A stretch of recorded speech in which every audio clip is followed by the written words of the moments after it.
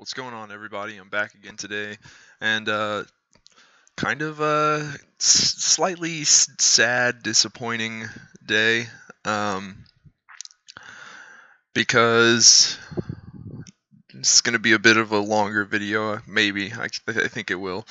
Uh, DC.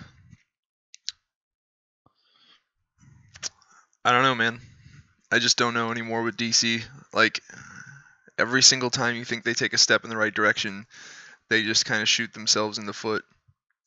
Um, so if you watch my channel, you know that a couple of videos prior, a week or two ago, I put out a video talking about this new thing DC is going to be doing called DC Future State.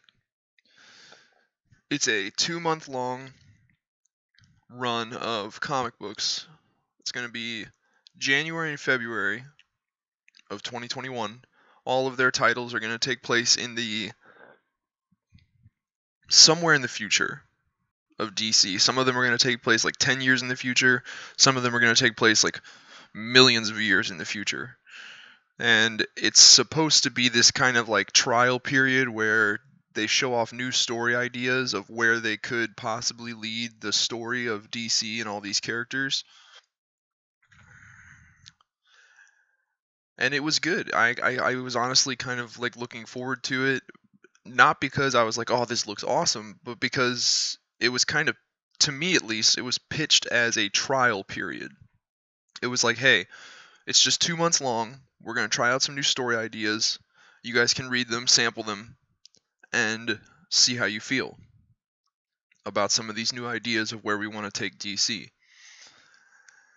And I was like, okay, that's a step in the right direction. At least they're, rather than just shoving new reboots and new initiatives down our throats, they're going to kind of like try it out first.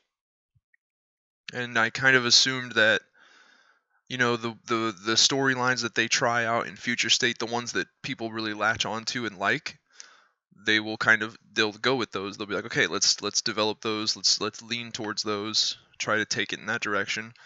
And then the ones that people don't really respond to well and kind of like give bad reviews of and whatnot, think they're stupid, they would just kind of scrap those. That's what I thought initially. But a couple days ago, and I'm sorry, it's taken me a little while to make this video. I knew I wanted to make this video a few days ago, but it was Christmas Eve, Christmas, and then yesterday's the day after Christmas. People are usually still busy the day after Christmas. So, first chance I got.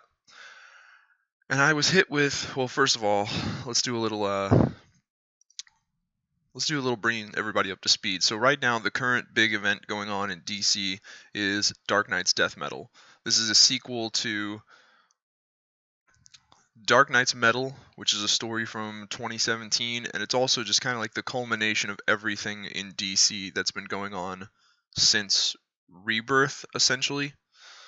The beginning of DC Rebirth, which was in summer of 2016. So this is the cover of the final issue of Dark Knight's Death Metal, and it's showing the current Wonder Woman. She's looking at her past self, and apparently right now in this story, I've been trying to keep up with it as best I can. I really didn't want to buy it. I had problems with Dark Knight's Metal. I thought it was kind of just corny, especially with the way that they won in the end. Like they all literally just like joined hands and saved their universe, multiverse, whatever.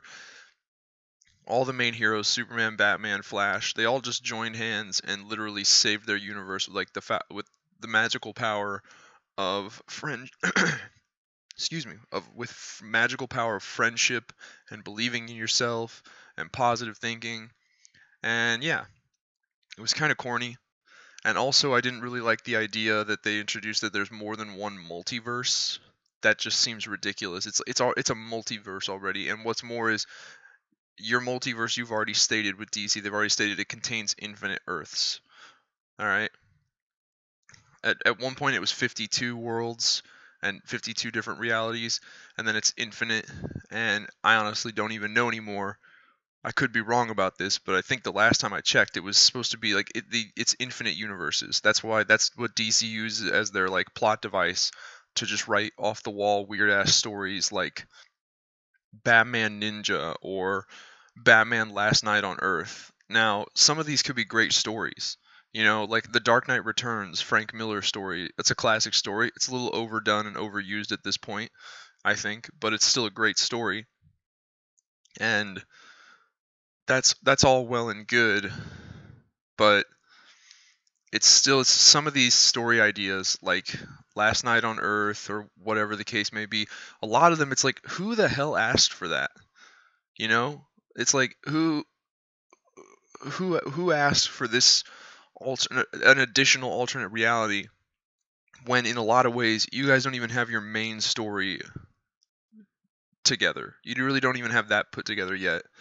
But you focus so much on these just random ass one-off realities. Anyway, so was not really a big fan of Dark Knight's metal. I've been trying to keep up with death metal just so I know what's going on. Apparently, right now, at the beginning of this final issue, Wonder Woman, the modern one, the current one, she wields this power called crisis energy, and she's going to use it to save the multiverse, restart the multiverse, whatever the hell it is, and it's going to result in her death. And from there, we're going to go into this new era where things are kind of run by the Spectre and Diana, Wonder Woman. I don't know what kind of new form this is that she has, but yeah, she's kind of gonna. It's the use of the crisis energy to restart the multiverse and whatnot, or save it, whatever. It's not really gonna kill her. It's gonna just cause her to evolve into like a higher being. She's already half god anyway, so that's fine. Now, that is taking place in the current events. That has nothing to do really with future state, or at least I didn't think so. Because just to clarify, this is future state. Future state is, like I said, it's that 2-month long event where they're going to try out new story ideas. So this is the original Wonder Woman that we know, Diana Prince. This is Clark Kent Superman, and this is Bruce Wayne Batman. And they've all kind of moved on, and they're doing different things. Like they're still around in this future state, but they're not the main Justice League anymore. Like Superman is this like chained up gladiator that fights on War World. I don't know if he's there by choice. I don't know if he's a prisoner there or what. Her future state stories, Wonder Woman's, are going to take place at the end of time. So millions upon millions of years in the future. And I don't know if you can tell, she's wearing the Batman utility belt and she's got a Green Lantern ring around her. And for all I know, that's Superman's cape. I don't know. So stuff to learn there. Batman is this, like, Bruce Wayne doesn't exist. Bruce, apparently in this future state story for Batman, uh, Bruce Wayne has been declared dead, or he faked his death or something, and now he just operates as this like vigilante cyberpunk vigilante detective, uh, and he's trying to overthrow this like almost tyrannical empire that controls Gotham. It's supposed to be a story somehow. Over the years, this like tyrannical private security company kind of came in and took over Gotham. Kind of like a V for, almost seems to me kind of like a V for Vendetta type thing, where it's like at first people like they liked it and they elected it into power because they wanted the additional security and protection, but like, it's one of those be careful what you wish for type things, because then it turned out to be this very like dictatorship organization that pretty much just like lords its power over Gotham, and it has a very kind of like cyberpunk feel. And Bruce is this like just detective. He's just called the Dark Detective. Like there's no more Bruce Wayne. I guess he has an underground bunker or a bat cave hidden somewhere, and if he's not in the bat cave doing work in there, then he's out in this like cyberpunk Batman outfit, and he's trying to overthrow this government. And then on the flip side of that, with Future State, we've got the new Batman, which I'm pretty sure they've gone ahead and revealed that it is Luke Fox, which definitely leads me to believe that 5G, the previously rumored initiative, is totally a thing. Like, it was a thing anyway, and this is just the result of it, uh, after it's been tweaked a little bit, because the whole rumor with 5G was Lucius Fox's son was going to be the new Batman. And then we've got Jonathan Kent, Superman's like actual biological son with Lois Lane. He's gonna take over being the new like main Superman. And then there's this new girl being the new Wonder Woman. For the life of me, I can't remember her name. There's actually gonna be two Wonder Womans. Whoa, you know. I don't know what it is about DC where they think like just like more of this. More, everyone loves Superman, Batman, and Wonder Woman, so just more of them. You know, like I guess it worked kind of with Spider-Man when they did Miles Morales, but you don't see them in like inventing like six different Spider-Mans to be included in the main Marvel universe. You got Peter Parker and you got Miles Morales. Okay, boom, two, we can deal with it, and it's not like there's 6, 7 different Iron Man or 6, 7 different Captain America. I don't know. DC's always taken this kind of thing to the extreme. So this was Future State. It was your old hero, the heroes that you know and love. These guys, they're gonna kind of move on to doing other shit, and then these new guys are gonna take over being like the main heroes that we hear stories about, saving the world and whatnot. But like I said, it was part of this Future State 2 month long initiative where it was kind of pitched, at least to me, as a trial run.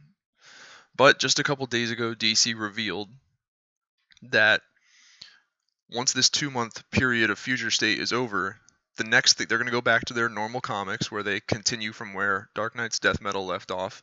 And what they're going to do is this thing called DC Infinite Frontier. And as you can see here, we got Wonder Woman. She's like a ghost or like a spirit. And she's kind of looking over all of the DC universe. And like I said, this is supposed to be, once Future State's over, we're back to, where Dark Knight's Death Metal left off, and we're going from there. But as you can see here, there's already plans for a lot of this shit in Future State to just move forward. We can see here we've got the other Batman that we just saw in the Future State picture. They're gonna be working towards him. This Red X guy, I don't really have a problem with him. He's just a new character. I think he's going to be joining the Teen Titans in some fashion. We've got a new Wonder Woman over here. So a lot of this stuff from Future State that they pitched to us is like, oh, we're just going to try it. We're going to try it out. It's going to take place in, the possible future, quote unquote, the possible future. And if you don't like it, then we won't do it. No, that was a lie. A lot of this stuff is set in stone and the ball is already moving whether we like it or not. Now, I'll fully admit here, I'll be objective here and I'll admit, I could love all this stuff. I could read it and try it and I might love it. I might love this new Batman thing that they introduced. I might love the new Wonder Woman. I might love the stories they tell. I really might. It's just the fact that, I don't know, I feel a little lied to. Like, it was kind of like Future State. We're going to try some shit out, and if you don't like it, don't worry about it. It's not going to happen. But no, once again, it's DC going, nope, we've already got plans. Those plans are set in stone. The ball is rolling, and we're going to shove this shit in your face. And you're going to either read it, or you can just not have DC Comics. So, just to give you some more information about DC Infinite Frontier, the books are going to be centered around the three families: the Superman family, the Batman family, and the Wonder Woman family. And just to get a better look, here's the Superman family. So we've got Superman. He's got his hand on Jonathan Kent, his son's shoulder. So that's just kind of like a little bit more foreshadowing that, yeah, they are going to have him take his dad's place, and his dad's going to go do other shit. Oh, here's Mongol. What's Mongol the leader of? Oh yeah, Warworld. That world where Superman is chained up and like fighting in a gladiator pit. Interesting. Yeah, so out of all of the three different like splash pages that they made for the three families to advertise this new Infinite Frontier, Superman's the least alarming when it comes to the whole future state and whether or not it was a big lie about it being a trial. So, you know, the Mongol thing is pretty dead giveaway, but other than that, it's like Steel. He's been around. We know what his deal is. Connor Kent, Superboy. We know what that deal is. Brainiac. He's been around for a long time. Lex Luthor, Supergirl, Lois Lane. it looks like a pretty general, aside from him and Mongol, it's just a pretty general Superman image of like the Superman comic book story and everything that goes on with those. So if it wasn't for this and this, I wouldn't really think anything of it, but this seems to be a pretty dead giveaway. And as for Batman, as we can see here, that new Batman is not in this picture. This is the picture advertised for the new DC Infinite Frontier Batman stories. Looks pretty normal from what we know of it. We got pretty much the whole Bat family here. I don't know what Damian's getting up to in this new outfit, but I've heard rumors that he's no longer going to be like Robin per se. He's going to be his own thing, which is fine. All of the Robins eventually move on to being their own thing. It's no big deal. All these characters we know. The only thing that I find a little weird, or at least I did until I got some explanation on it, is the Joker is just standing here amongst the entire Bat family like he's a part of it. And that alarmed me. That set up a red flag because I was just like, hold on a second. Look, I know a ton of people love the Joker. I know the Joker movie with Joaquin Phoenix was incredibly popular and a lot of people liked it. But if you're thinking you're going to take the story of DC Comics and spin it to where it includes Joker as like an anti-hero or even like a hero or even just an anti-hero, you're wrong. All right? But that's not entirely what they're doing. I can kind of tell they are going to go the anti-hero route because one of the new titles coming out of Infinite Frontier is the Joker. And apparently the premise for this is going to be the Joker is being hunted across the world by specifically James Gordon. And I don't know, you can see this like masked character back here with the red eyes. I don't know if that's supposed to be James Gordon and he's adopting a vigilante outfit. I don't know. But apparently the premise of this story is the Joker is being hunted across the world by James Gordon, who wants to finally get the Joker once and for all before he retires. And I already get where they're trying to go with this. It kind of feels a lot like a if anyone watched the show Hannibal, it kind of feels like a lot of like the first half of Hannibal season 3, where Hannibal's in Europe and the FBI is hunting him. And I get it. In that show Hannibal, you're kind of rooting for Hannibal. I mean, he is the titular character. He's the main protagonist. Even though he is a psycho serial killer cannibal, you're still kind of rooting for Hannibal in a way. And that's the way the show's meant to be. The reason that works, though, in a show like that is because from episode 1 of season 1, it was laid out that the main protagonist is Hannibal, and you are kind of meant to root for Hannibal. For almost, no, definitely 80 years, since 1940, I believe, the Joker has been a villain, someone who does horrible shit and you're not meant to root for. So to all of a sudden turn around and try to turn Joker into this like anti-hero where we're like, yeah, man, come on, you can get out of this, evade Gordon. Don't let Gordon capture you. What the hell are we doing? Why are we trying to turn the Joker into some kind of like anti-hero protagonist? He's a bad guy. He does absolutely horrible shit all the time. If you root for the Joker, you're kind of a piece of shit human. Like, holy fuck. He just murders people left and right. He shot Barbara Gordon and paralyzed her. He took her dad on a funhouse ride where he just stripped him naked, beat him, and showed him images of his shot, bleeding, naked, paralyzed daughter, trying to drive him insane. He beat Jason Todd, a kid, to death with a crowbar.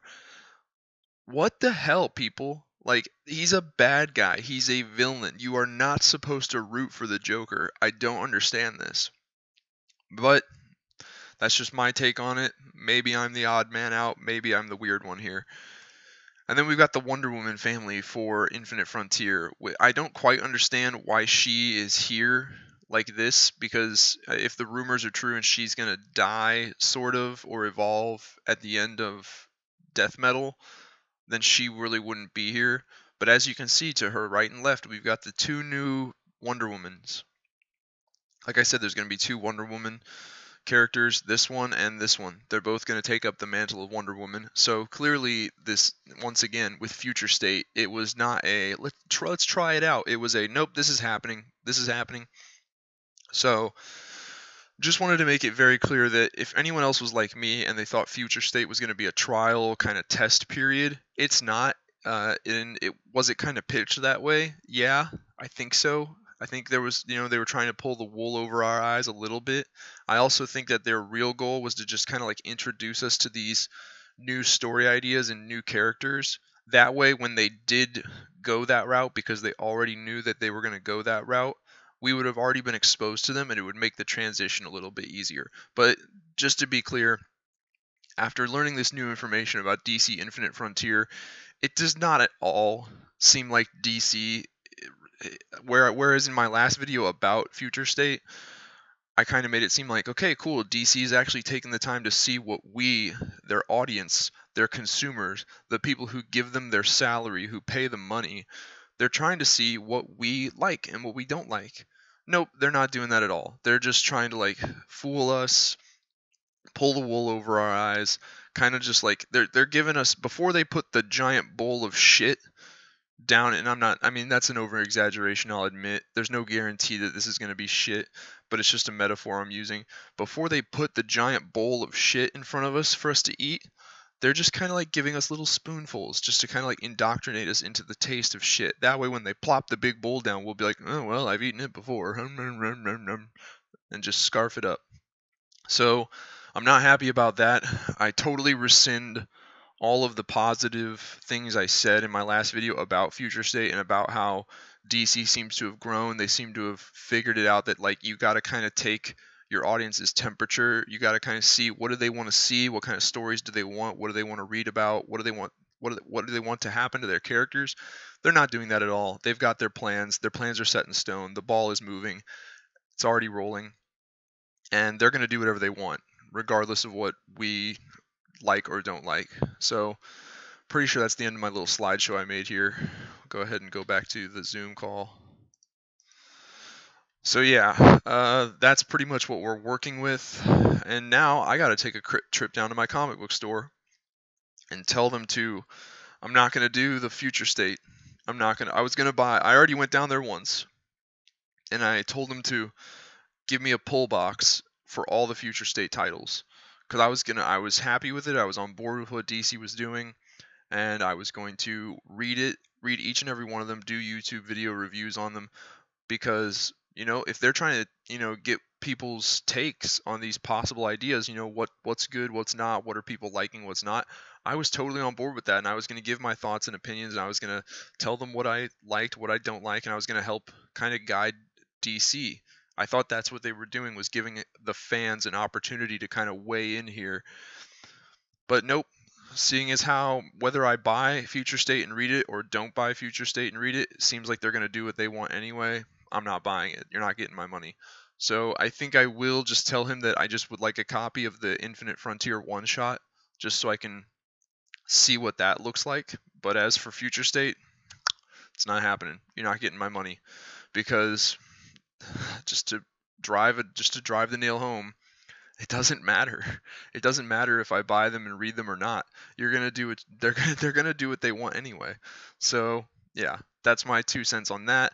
I am disappointed to hear this news. I really thought they were kind of like changing their ways for the better, but it looks like that's not what's happening. And I still maintain my disclaimer that I could be worried about nothing. Infinite Frontier and whatever they do after it could be awesome, but I don't know. If we go by their track record, I don't think so. My biggest problem is they don't. I don't know. I think my biggest problem is, I get it with Doomsday Clock. Doomsday Clock kind of reset the DC universe back to what it was prior to Flashpoint, and that's all well and good, because prior to Flashpoint, it was all, for the most part, one universe. I think maybe it was a multiverse, but it was a set multiverse. Like there were 52 realities within DC at that time when Flashpoint happened. but at the same time they weren't just like telling crazy one-off stories all willy-nilly. Even with the multiverse of 52 different realities, they were still focusing very heavily on like what's going on in our main reality, and with Doomsday Clock they took us back to that. That being said, with the New 52, uh, it was good all the way up until the end of Forever Evil, and that's when it went downhill. And there's just unanswered questions that I have about that whole era. Like, I get it, okay, Doomsday Clock set everything back to the way it was before, but what about that like huge chunk of time in the New 52 where things were not the way they were before, but they were for some people? Like, for instance, Batman's timeline was supposed to have never changed. Same thing with Green Lantern. And the biggest example I always come up with is Green Lantern and Superman. Superman's timeline for the New 52 changed. It was a completely new Superman. He'd never fought Doomsday and died and come back to life. But at the same time, Green Lanterns and the Green Lantern Corps, their timeline had never changed in the New 52, but they intertwine.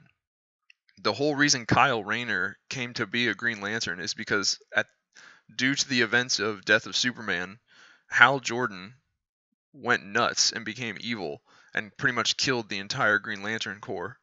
And there was one surviving Guardian left who gave the last ring to Kyle Rayner and made him the sole Green Lantern for like most of the 90s into the 2000s. So my thing is, if Superman in the New 52, if he never fought Doomsday and that never happened, then that means Coast City, Green Lantern's home city, was never Hal Jordan Green Lantern. Coast City was never destroyed by Cyborg Superman and Mongol, because that happened in the Death of Superman arc. And if that never happened, then if his city was never destroyed by them, then what drove him insane, causing him to go evil and murder the Green Lantern Corps? And then in turn, what caused there to be one Guardian left to give the one ring to Kyle Rayner? You see how all these events intertwine, and DC, the people who work there, are just going, yeah, but like, come on, man. Like, I have this really cool story I want to tell, and if I worry too much about like making sense out of it, then I won't be able to tell my cool story. So, but I really want to tell my cool story here, man. Like, the whole reason I got into this line of work is because I'm a creative kind of person, all right? I don't just want to sit in an office cubicle typing away reports. I don't want to do manual labor, construction shit. I don't want to serve in the military. I don't want to do this. I don't want to do that. I just want to like let my artistic expression and creative vibes flow freely, you know? That's the kind of work I want to do. And if you start making me like think about making sense of all this, then it's really going to interfere with that creativity and that imagination, man. You know, and that's not what I want. I got into this career to be creative and express myself. Yeah, well, there's this thing in the world and it's called money. And money is life. You can ask any homeless person. They know it better than everyone. Money is life, unfortunately.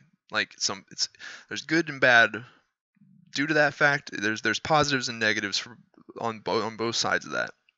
But money is a necessity, and at the end of the day, DC Comics is a business, and you have to make money or else you're fucked. So when you want to tell some wacky, whimsical story about some alternate reality Batman, the number one question needs to be, is anyone going to give a fuck about this?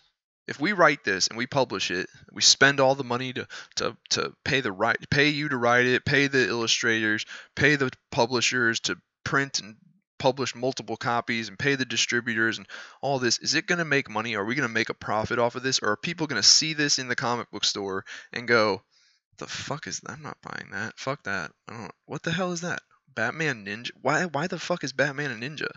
What the hell is going on? No, I'm not buying that. Because if the answer is it's not going to make money, then all of your like head honcho people at your company, DC Comics, Marvel Comics, whatever the fuck it is, if it's not going to make money, all those head honcho people should be shooting you down.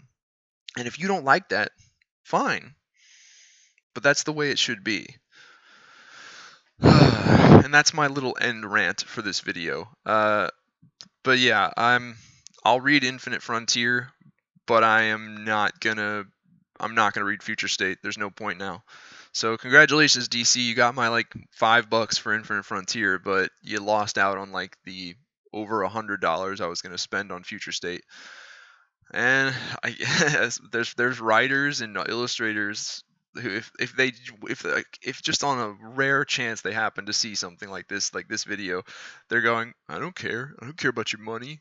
I just care about getting to, you know, be creative for a living. Yeah, well, there's someone above you at your work who has power over you, and they care about the money. So, yeah, it's all going to come back around eventually, guys. I promise. You have to please your fans. You have to please your audience. You have to please your consumers because they're paying your bills. So, yeah, take that for what you will.